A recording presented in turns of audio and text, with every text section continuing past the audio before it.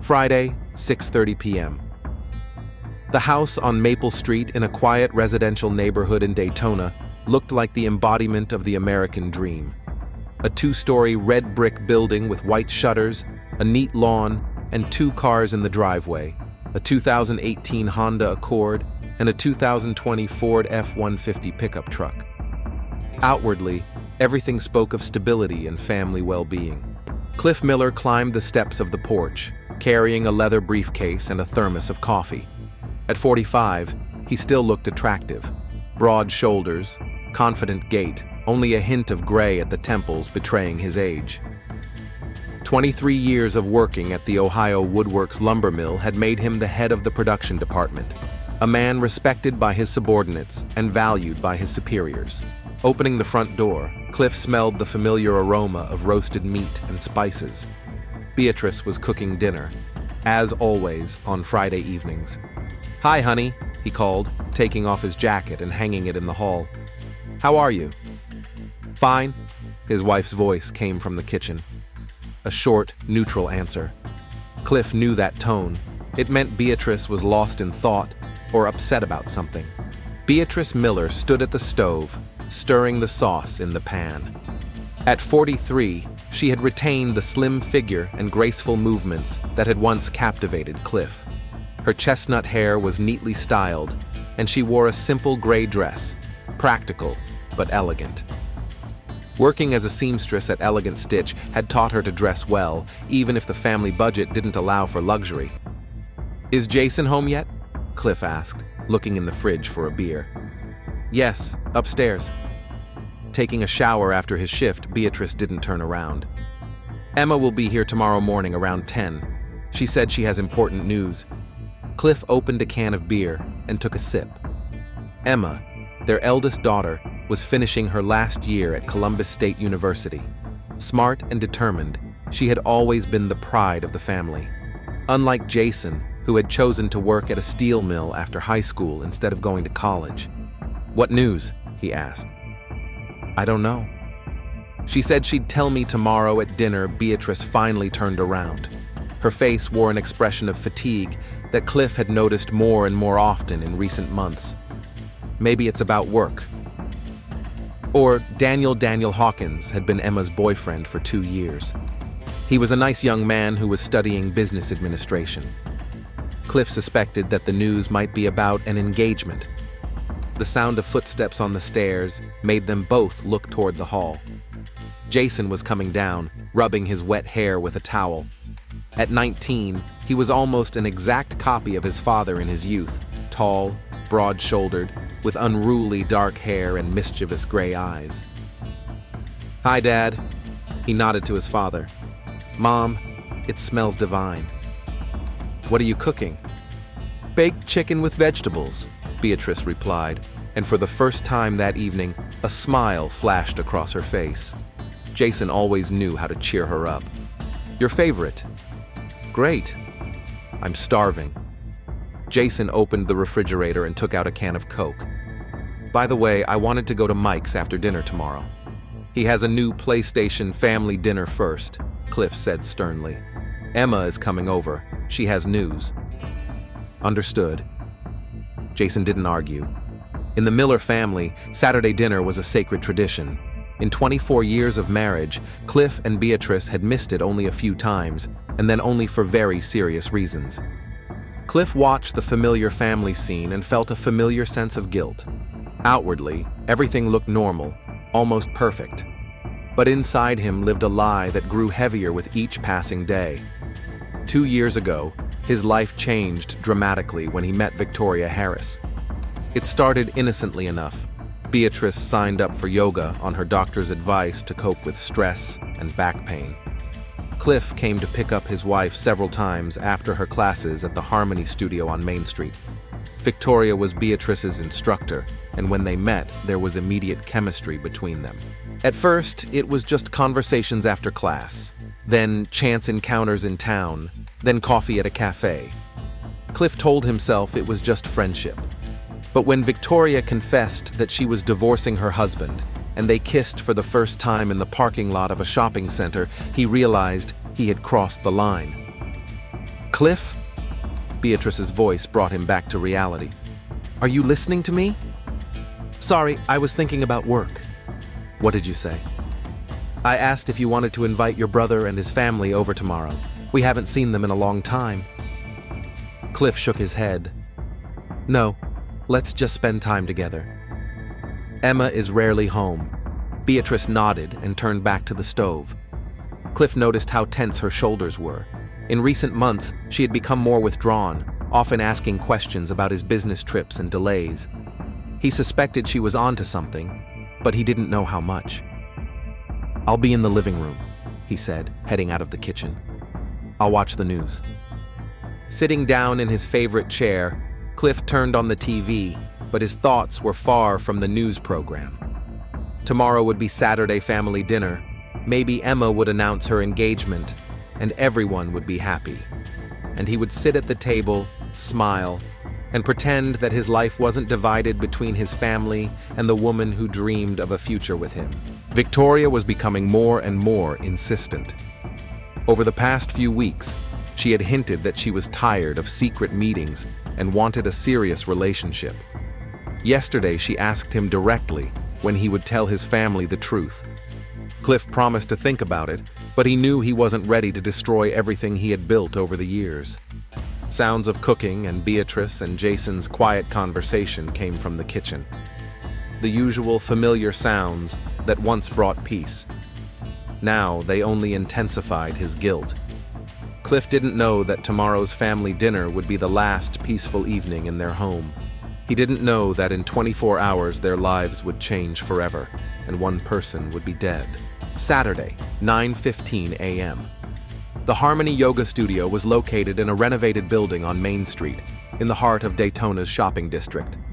Large windows let in the morning light, reflecting off the mirrored walls and creating an atmosphere of calm. The scent of lavender and sandalwood filled the spacious hall, where 12 people followed Victoria Harris's instructions. Now slowly rise into warrior pose, Victoria said in her soft, soothing voice. Remember, yoga is not a competition. Listen to your body. At 38, Victoria was the embodiment of a healthy lifestyle. Slim, flexible, with long brown hair tied back in a high ponytail. Her movements were smooth and confident, the result of 10 years of teaching yoga. She wore a black sports shirt and gray leggings, simple clothing that emphasized her figure. Among her students was Beatrice Miller. Victoria tried not to look at her too often, but she couldn't help noticing the tension in her posture and the fatigue in her eyes. Beatrice had been going to yoga for 2.5 years, ever since her doctor advised her to take up something to relieve stress. That was when they met. Victoria remembered the day she first saw Beatrice's husband.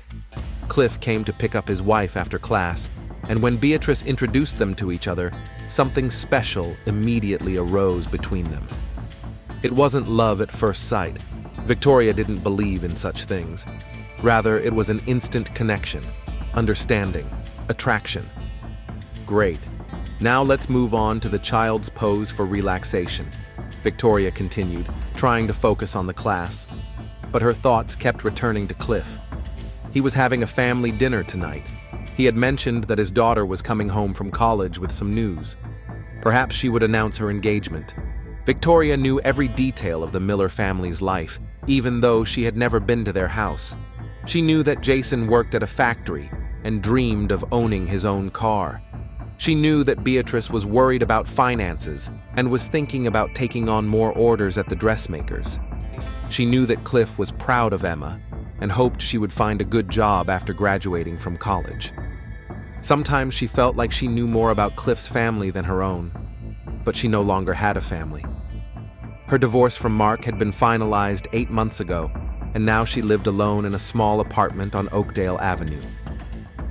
Thank you all for a wonderful class, Victoria said when the class ended. See you on Monday. The students began gathering their mats and leaving. Beatrice was the last to approach Victoria. Thank you, Victoria. I feel much better after class, she said with a smile that didn't reach her eyes. I'm glad to hear that, Beatrice. How are things at home? Victoria asked the question she asked every week, knowing that the answer might hurt. Everything's fine. We're having a family dinner tonight. Emma is coming. Beatrice paused, then added, Cliff has been working a lot lately. He often stays late. Victoria felt a pang of guilt. Some of those late nights were meetings with her. Men sometimes have trouble finding a balance between work and family, she said neutrally. Yes, probably. Beatrice looked at her intently. How are you doing? After the divorce? I'm slowly getting used to my new life. It's not easy after 15 years of marriage. I understand. If you need to talk, I'm always here to listen. Victoria nodded, feeling her guilt intensify. Beatrice was a kind woman who didn't deserve what was happening to her. But Victoria couldn't stop. Cliff had become more than just a lover to her. He had become the hope for the future she had been waiting for so long. After Beatrice left, Victoria was alone in the studio. The next class wasn't until 2 in the afternoon. She folded up the remaining mats and wiped down the mirrors, trying to keep her hands busy and not think about Cliff being at home with his family. Her phone vibrated in her pocket. A message from Cliff. Miss you. Emma's here. I'll tell you more later. Victoria stared at the screen, feeling a familiar pain. Later. Always later. Their relationship existed in the gaps between his family life. Stolen hours in a motel on the outskirts of town, quick meetings at her apartment when he was on a business trip, rare dinners in restaurants in other cities. 2 years ago, that was enough for her. She had just separated from her husband and wasn't ready for a serious relationship. Cliff seemed like the perfect option. Mature, caring, no strings attached. But time passed, and Victoria realized she had fallen in love. Truly, for the first time in many years. She wrote back, I miss you too. When can we meet? The reply came a few minutes later. Monday evening? I'll tell Beatrice I have a meeting. Victoria deleted the message without replying. Monday. 2 more days of waiting. 2 days while he played the role of the perfect family man, and she sat at home alone, imagining their future together, which seemed increasingly illusory. At the same time, in the house on Maple Street, the Miller family was having breakfast. Emma arrived at 9:30 as promised, and the house was immediately filled with her energy and laughter. At 22, she was very similar to her mother. The same chestnut hair, the same expressive brown eyes. But her personality was more decisive, more straightforward. So what's the news? Jason asked, spreading butter on his toast. Did Daniel finally decide to propose? Emma laughed. Not exactly. But it's related to him. She glanced at her parents. I'll tell you at dinner, as I should. Intriguing, Cliff joked, but Beatrice noticed that he seemed distracted. He kept checking his phone, which was unusual for him on weekends. Dad, are you waiting for an important call? Emma asked. No, just some problems with a new order at the factory. Sorry. Cliff put his phone face down. Beatrice watched her husband. In recent months, she had noticed changes in his behavior. Phone calls he took in another room. The smell of unfamiliar cologne on his shirts. Strange delays at work and business trips that hadn't been so frequent before. At first, she convinced herself that she was being paranoid. This year marked 24 years of their marriage, and Cliff had never given her any reason to suspect anything. But her intuition told her otherwise. Female intuition, which was rarely wrong. Mom, are you okay? Emma looked at her with concern. You seem sad. Everything's fine, dear, just tired. Lots of orders at the studio before graduation. Maybe you should hire an assistant? Cliff suggested. With what money? Beatrice couldn't keep the sharpness out of her voice. You know what our income is. An awkward silence hung in the air. Emma and Jason exchanged glances. It was rare for their parents to argue in front of them. I'm sorry, Beatrice said. I'm really tired. Cliff nodded, but she noticed him glance at his phone again. After breakfast, Emma went to unpack her things in her old room. Jason went to a friend's house, and Cliff said he was going to the store to get groceries for dinner. Beatrice was left alone in the kitchen, clearing the table. When Cliff left, she went up to their bedroom. She didn't know exactly what she was looking for, but she felt the need to find confirmation of her suspicions. She checked the pockets of his jackets and the drawers of his dresser. Nothing suspicious. Then she remembered the credit card bills. Cliff had always kept track of the family's finances, but in recent months, he hadn't shown her the statements as he used to. Beatrice opened his laptop and logged into his bank account. What she saw made her heart ache. Expenses at restaurants she had never been to, motel room payments, purchases at a jewelry store for amounts they had never spent on gifts for each other. Her hands trembled as she closed the laptop. 24 years of marriage, 2 children, shared dreams and plans, all of it crumbling from a few lines on a bank statement. Beatrice sat on the edge of the bed and cried, quietly so Emma wouldn't hear. Tears of relief and pain at the same time. Relief that she wasn't crazy, that her suspicions were justified, and pain from the realization that the life she knew was over. She didn't know what to do with this knowledge. Confronting Cliff was inevitable, but not today. Not when Emma was home with the news. Not when the family was gathering for dinner for the last time. Saturday, 3:30 p.m. The Dayton Mall was filled with the usual Saturday crowd of shoppers. Families with children, teenagers, elderly couples, all rushing about their business. Emma Miller stood in line at the Brilliant Jewelry Store, clutching a small box in her hand. Inside the box was her grandmother's wedding ring, a simple gold band with a small diamond that Beatrice had given her a few months ago. Emma wanted to have it resized to surprise Daniel. Not because she was waiting for a proposal, but because she was going to propose to him herself. "Next," called the salesman. Emma approached the counter. "Hello, I need to have this ring resized." The salesman, an elderly man with a gray mustache, took the ring and examined it through a magnifying glass. Beautiful antique work. A family heirloom.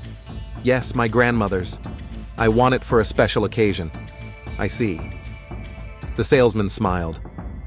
"Do you need to make it bigger or smaller?" "Make it half a size bigger, and if possible, clean it. I want it to look perfect." While the salesman was processing the order, Emma thought about tonight's dinner. She was nervous. At 22, she was a confident girl, but the idea of proposing to her boyfriend still scared her. Daniel had never hinted at marriage, even though they had been dating for 2 years. Maybe he was just shy, or maybe he thought it was too early. But Emma knew she had found the one. Daniel was kind, intelligent, and caring. He supported her dreams of becoming a teacher, made her laugh with his silly jokes, and made her feel at home. Wasn't that what mattered most? "The ring will be ready on Tuesday," said the salesperson, handing her the receipt. "Thank you." Emma tucked the receipt into her purse and headed for the exit. That's when she saw Victoria Harris. Her mother's yoga instructor was standing by the fountain in the center of the mall, talking on the phone. Emma recognized her immediately. She had seen her several times when she came to pick up her mother after class. She was a beautiful woman with long brown hair who always seemed calm and collected. But now Victoria looked upset. She spoke quietly but emotionally, occasionally running her hand through her hair, a gesture that betrayed her nervousness. Emma moved closer, not wanting to eavesdrop, but unable to walk away. "Cliff, this can't go on forever," Victoria said into the phone. "I can't live in the shadow of your family anymore. I need to know if we have a future." Emma stopped dead in her tracks. Cliff? Her father? "I understand that tonight is a family dinner, but..." Victoria paused, obviously listening to the response. "No, I don't want to destroy your family. I want to understand where I fit into your life." Emma's heart pounded wildly. She couldn't believe what she was hearing. Her father? Her father, who had been married to her mother for 24 years, who had always talked about the importance of family values. "Okay, Victoria continued. But we need to talk about this. Seriously talk. I can't wait any longer. Pause. Yes, I love you. That's why it's so difficult.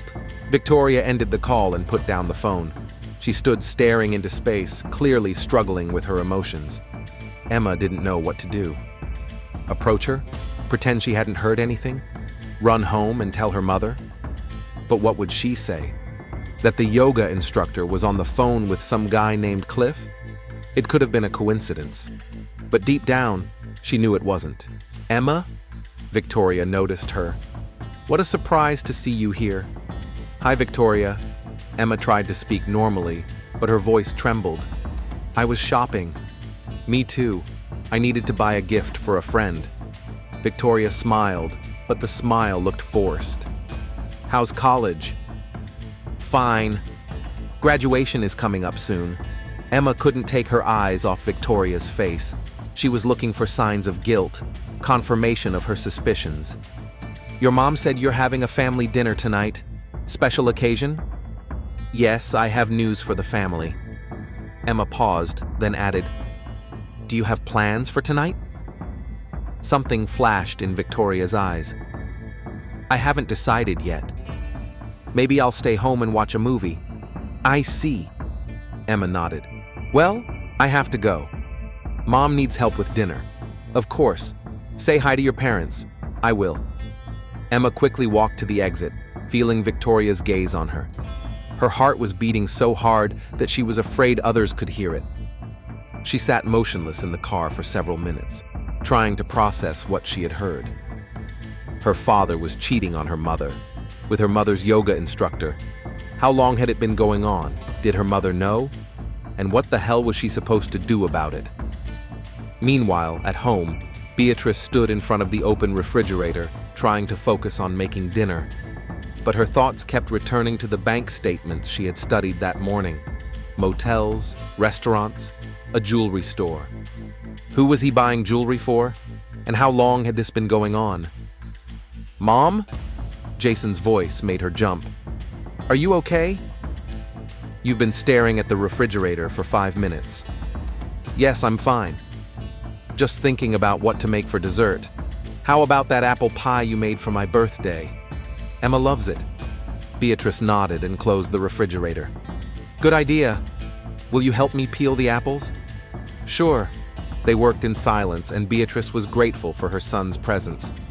Jason could always cheer her up just by being there. He was a good boy, despite all his teenage problems. Hardworking, honest, caring. Mom, can I ask you something? Jason asked, cutting the apples. Of course. Is everything okay between you and Dad? It's just that lately, I've been sensing some tension. Beatrice stopped, rolling pin in hand. So the kids were noticing it too. Adults sometimes have difficulties, she said cautiously, but we'll work it out. You're not getting divorced, are you? There was alarm in Jason's voice. I don't know, dear. Honesty slipped out before she could stop it. Jason stopped cutting apples. Seriously? Beatrice walked over and hugged him. Don't worry about it tonight. Tonight is our special family night with Emma. But if something is going on, then we'll deal with it. We're a family, and we'll always be a family no matter what happens. Jason nodded, but she could see the worry in his eyes. Another reason to hate Cliff for what he was doing to their family. At that moment, Cliff returned home with bags of groceries. Hello, is anyone home? He called from the hallway. In the kitchen, Beatrice replied, without turning around. Cliff walked into the kitchen with a smile that faded when he saw the look on his wife's face. Is something wrong? He asked. No, everything's fine. We're baking a pie for Emma. Great. Cliff began unpacking the groceries. I bought your favorite cheese and some good wine. I thought, since we're having a special evening. Yes, special, Beatrice repeated, and there was a note of bitterness in her voice that Cliff couldn't help but notice. Beatrice, what's going on? Nothing, Cliff. Absolutely nothing. A heavy silence hung in the air. Jason sensed the tension and tried to lighten the mood. "Dad, do you know what news Emma has?" "No, she wants to tell us at dinner." Cliff was still looking at Beatrice. Probably something good. At that moment, Emma returned. She looked upset. "Hi everyone," she said, trying to smile. "How are the preparations coming along?" "Almost done," Beatrice replied. "You look pale. Are you okay?" "Yes, I'm just tired from shopping." Emma looked at her father. "Dad, I need to talk to you." Alone, Cliff frowned. "Now? Maybe after dinner?" "No, now." "It's important." Beatrice and Jason exchanged glances. The atmosphere in the house was becoming increasingly tense. "All right," Cliff agreed. "Let's go to the study." When they left, Beatrice continued cooking, but her hands were shaking. Whatever Emma was going to say to her father added another layer of complexity to an already difficult day. In Cliff's study, Emma stood by the window, looking out at the street. Cliff closed the door and sat down in an armchair. "What's wrong, dear?" Emma turned around. There were tears in her eyes. "Dad, are you cheating on Mom?" The question hit Cliff like a physical blow. He opened his mouth but couldn't say a word. "I saw her today," Emma continued. "Victoria Harris. She was on the phone with someone named Cliff, about your relationship, about how she can't live in the shadow of your family anymore." Cliff closed his eyes. Everything was falling apart faster than he could have imagined. "Emma." "Dad, just tell me the truth. I need to know." A long pause, then quietly, "Yes." Emma sobbed. "How long?" 2 years. "Does Mom know?" "I don't think so. She may suspect." Emma sat down on the sofa, wrapping her arms around her head. "My God, Dad. How could you? It wasn't planned. It just happened." "Nothing just happens." Emma looked at him angrily. "You made a choice. Every day for 2 years, you chose to betray our family." Cliff couldn't argue. She was right. "What are you going to do?" Emma asked. "I don't know." "You don't know? Dad, you have a family. A wife who has loved you for 24 years, children who need you, and you don't know?" "It's complicated, Emma. You don't understand." "Then explain it to me. Explain how you can look Mom in the eye every day, knowing that you're lying to her." Cliff was silent. How could he explain something he didn't understand himself? How could he tell his daughter that he had fallen in love with another woman but couldn't leave his family? That he was a coward who couldn't make a choice? "I don't want to hurt Mom," he said finally. "You're already hurting her." "Every day." Emma stood up. "And you know what? I think she already knows. You should have seen the way she looked at you this morning." Those words were like a knife in his heart. "What are you going to do?" Emma repeated. "I need time to think." "You've had 2 years to think." Emma headed for the door.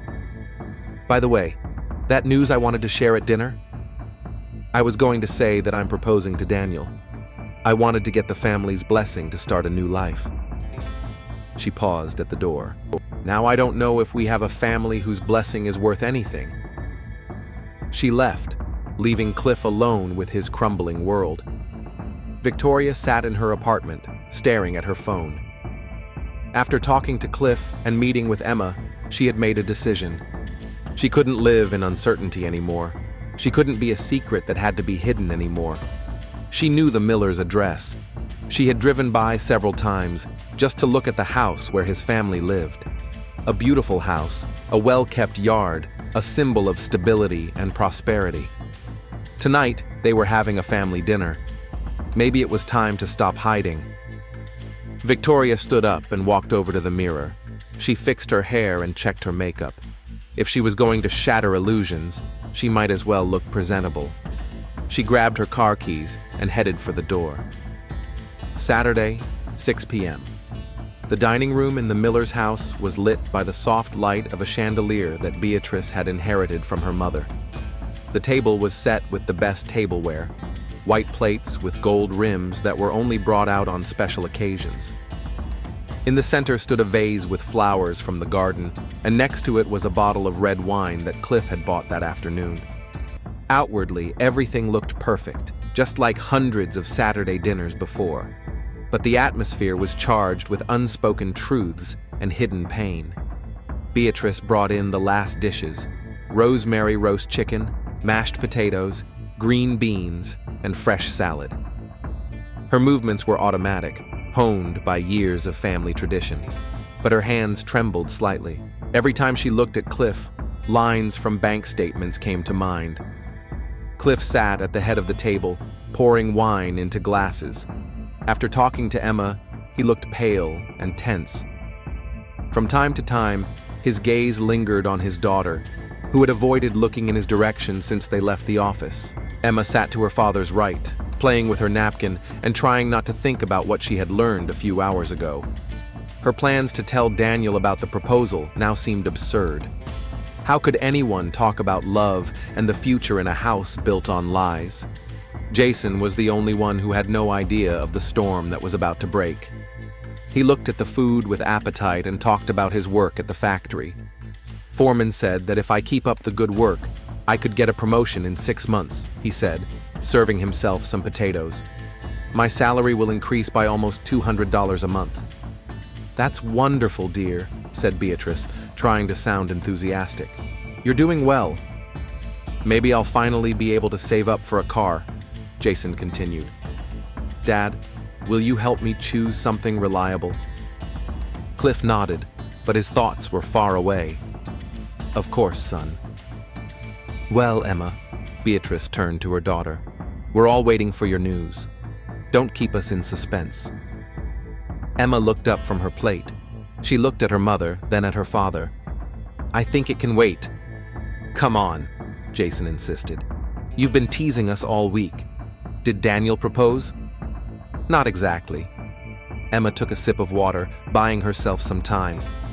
It's complicated. At that moment, the doorbell rang. Everyone froze. Cliff glanced at his watch, 6:30 p.m. Who would come over on a Saturday night without warning? I'll get it, he said, rising from the table. Cliff, Beatrice stopped him. Are we expecting guests? No, maybe it's the neighbors. The doorbell rang again, more insistently. Cliff went to the front door, and the family heard him unlock it. Then there was a silence that lasted too long. Victoria? Cliff's voice was barely audible, but in the quiet of the house, it sounded like a gunshot. Emma turned pale. Beatrice frowned. The name seemed familiar, but she couldn't place it.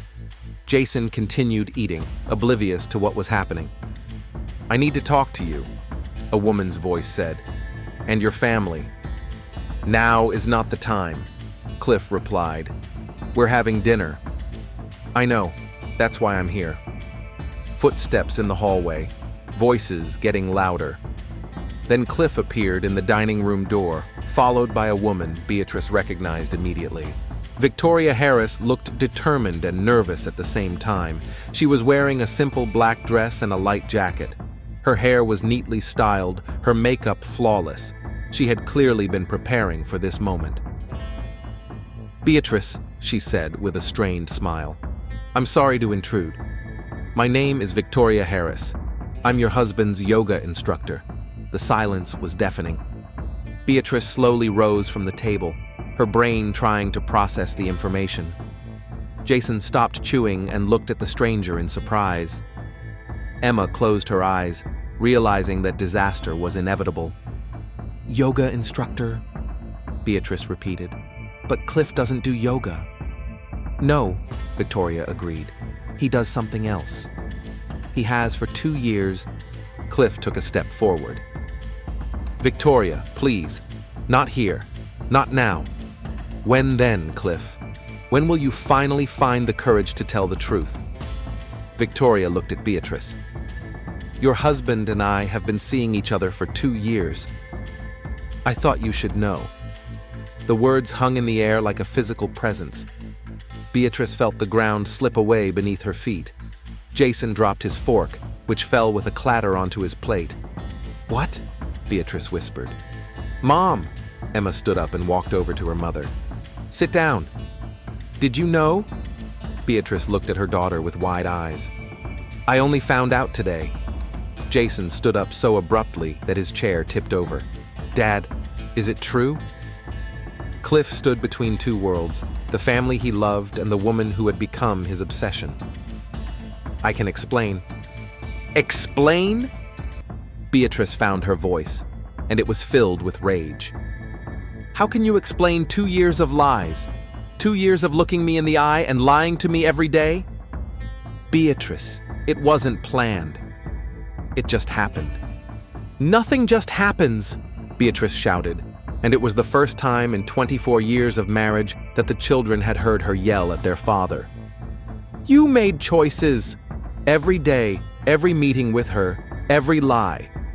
Victoria stood in the doorway, watching the destruction of the family she had provoked. Part of her regretted the pain she had caused, but most of her felt relief. Finally, the truth was out. "Mom, calm down," Jason tried to intervene. "Let's all talk calmly." "Calmly?" Beatrice turned to her son. "Your father has been living a double life for 2 years, and you want to talk calmly?" "Beatrice, please," Cliff began. "Don't you dare!" She pointed her finger at him. "Don't you dare tell me what to do. You lost that right the moment you decided to cheat on our family. I never meant to hurt you." "But you did. Every day for 2 years." Tears streamed down Beatrice's face. "I knew. Deep down, I knew. But I didn't want to believe it. I thought I was going crazy." Emma hugged her mother. "Mom, everything will be okay." "No, it won't," Beatrice whispered. "Nothing will ever be okay again." Victoria stepped into the room. "I'm so sorry. I didn't mean to hurt your family, but I couldn't live in the shadows anymore. Cliff promised me." "What did he promise you?" Emma asked sharply, letting go of her mother and turning to Victoria. "That he would leave us for you. He said he loved me." "And you believed him?" Emma's voice was filled with contempt. "You believed a married man with 2 children who had been lying to his family for 2 years?" "Emma," Cliff said warningly. "No, Dad. You have no right to stop me." Emma turned to him. "You destroyed our family. You broke Mom. And for what? For sex with a woman naive enough to believe you would leave us?" "It's not just sex," Victoria said quietly. "I love him." "You love him?" Emma laughed bitterly. "You love another woman's husband. You love a man who lies and betrays.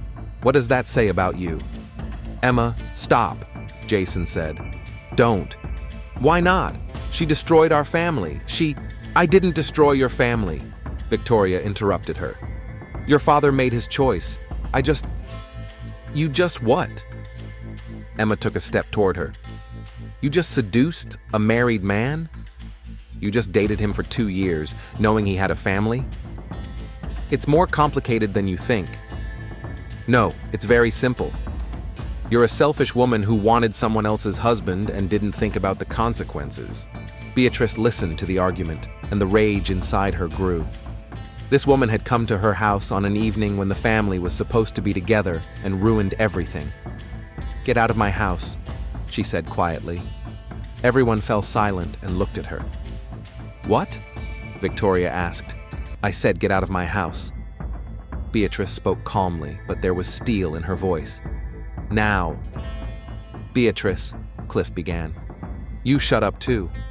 You brought this woman into our home, into our lives. You have no say in this." Victoria stood motionless. She had come here with a clear plan to force Cliff to make a choice. But now, seeing the pain she had caused, she began to have doubts.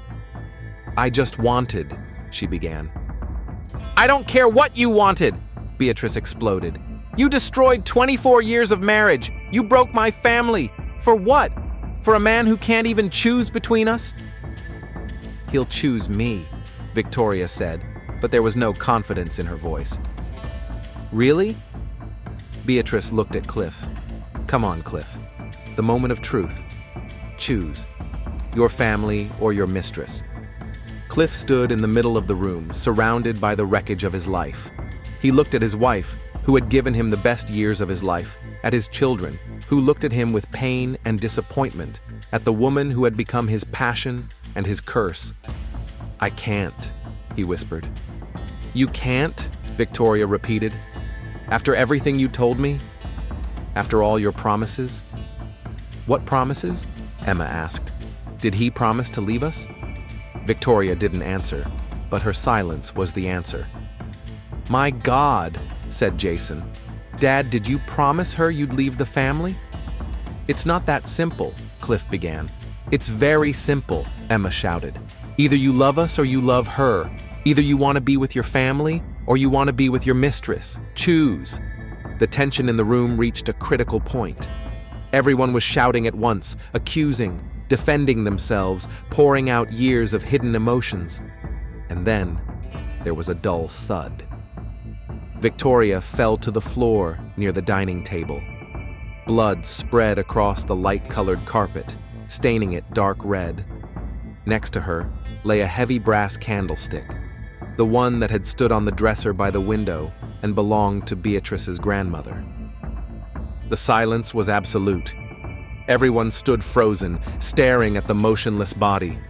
Jason was the first to come to his senses. "My God," he whispered. "My God, she's dead." Beatrice collapsed into a chair, covering her face with her hands. Cliff stood motionless, unable to believe what was happening. Emma stared at the blood on the carpet, her face as pale as chalk. "We need to call an ambulance," Jason said, reaching for his phone. "No," Cliff stopped him. "It's too late. We need to call the police." "The police?" Beatrice raised her head. "Cliff, what are you saying?" "She's dead, Beatrice. One of us killed her." The words hung in the air, forcing everyone to realize the terrible reality. One of them was a murderer.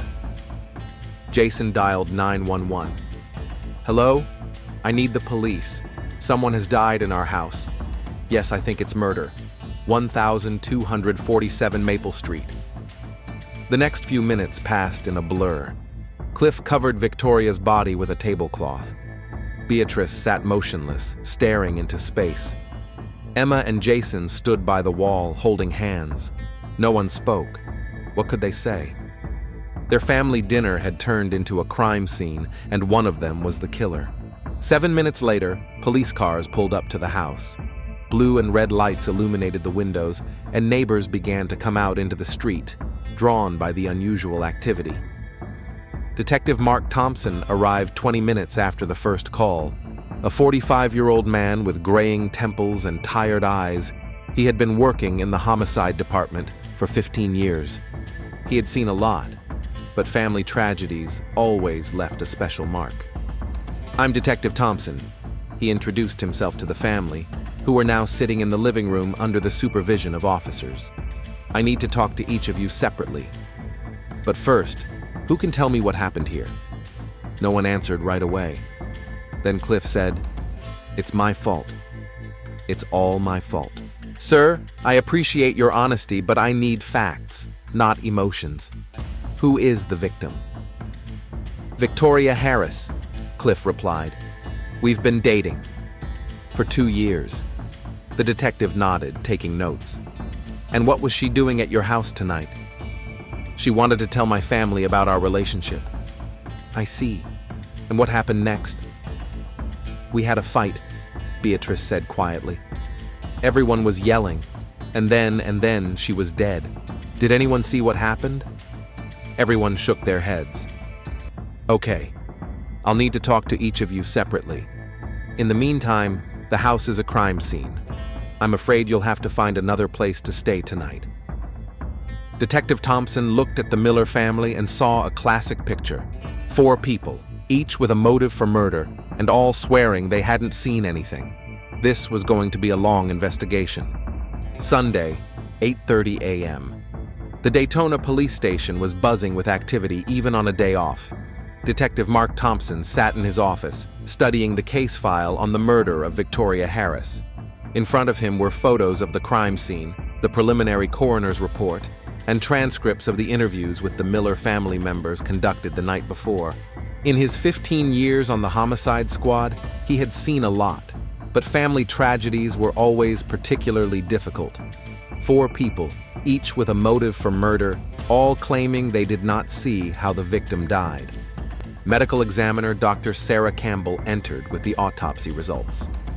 Victoria Harris died from a blunt force trauma to the head, a single powerful blow to the back of the head. The murder weapon was a brass candlestick found at the scene. It bore the fingerprints of all the family members, which was logical for a family heirloom. The key detail was the nature of the injury. The angle of the blow indicated that the killer was about the same height as the victim, or slightly shorter. Victoria was 5 feet 6 inches tall. This virtually ruled out the men in the family: Cliff, who was 6 feet 1 inch tall, and Jason, who was 6 feet tall. Suspicion fell on Emma, who was 5 feet 5 inches tall, or Beatrice, who was 5 feet 4 inches tall. The time of death was determined to be between 6:30 and 7 p.m. This was a very narrow time frame, considering that the police had been called at 6:47 p.m. Thompson reviewed the records of yesterday's interrogations once again. The stories mostly coincided up to the moment of the murder, but each family member gave a convenient explanation as to why they had not seen what was happening at the critical moment. Cliff claimed that everything happened too quickly in the general chaos. Jason allegedly turned to his mother, trying to calm her down. Emma turned away to the window, unable to watch the confrontation any longer. Beatrice spoke of memory lapses due to emotional stress. During repeated interrogations, the details began to become clearer. Emma admitted that she hated Victoria for destroying her family, but her alibi seemed plausible. Jason described the location of people in the room at the time of the murder, noting that his mother was standing near the sideboard where the candlestick was usually kept. Cliff provided a painfully honest account of the events. Victoria had demanded that he choose between his family and her in front of the children. When he was unable to answer, she realized that he would never leave his family for her. At that moment, Beatrice heard from her husband's mistress that he had promised to be with her and loved her more than his wife.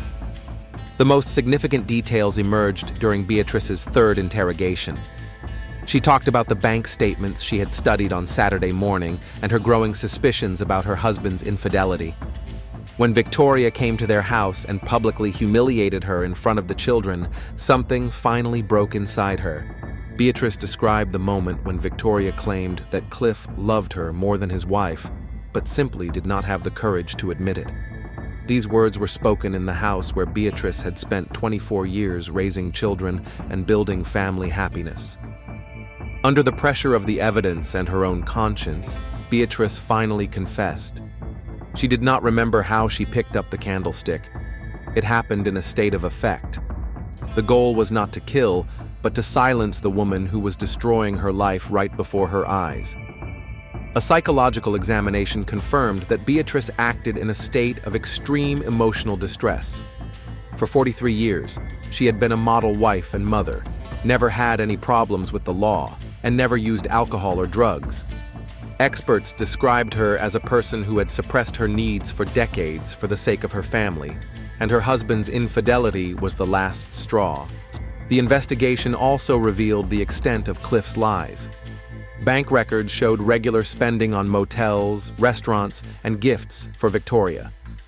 He used business trips as a cover to meet with his mistress. Colleagues confirmed that many of his business trips were fictitious. Victoria, according to her friend's testimony, was genuinely in love and dreamed of a serious relationship. Her decision to come to the Miller family home was a desperate attempt to force Cliff to make a choice. She had no idea how much pain she would cause, especially to Beatrice. The trial lasted 3 months. Beatrice's defense was based on the evidence that the murder was committed in the heat of passion, under extreme emotional stress. The prosecution insisted that regardless of the circumstances, it resulted in the death of a person.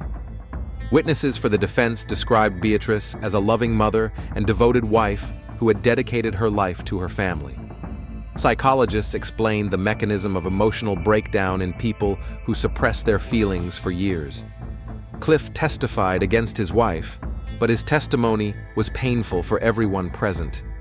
He acknowledged his responsibility for the tragedy, describing how his lies and cowardice had led to the destruction of 2 lives. Emma and Jason asked the court to show leniency toward their mother. They explained that she had never shown aggression, had always been the center of the family, and that the loss of both parents would be a disaster for them. The sentence was 8 years imprisonment for manslaughter. The judge noted that despite the mitigating circumstances, the crime had resulted in the death of a person and destroyed 2 families. Beatrice listened to the sentence with dignity, making no attempt to justify her actions. In her final statement, she expressed regret for Victoria's death, acknowledging that she did not deserve to die for her feelings for a married man. Beatrice also apologized to her children for depriving them of a normal childhood and family. The Miller family finally broke up after the trial. Cliff filed for divorce and moved to another city, unable to live with the burden of guilt. Emma put all her plans for the future on hold, including her proposal to Daniel to support her mother in prison.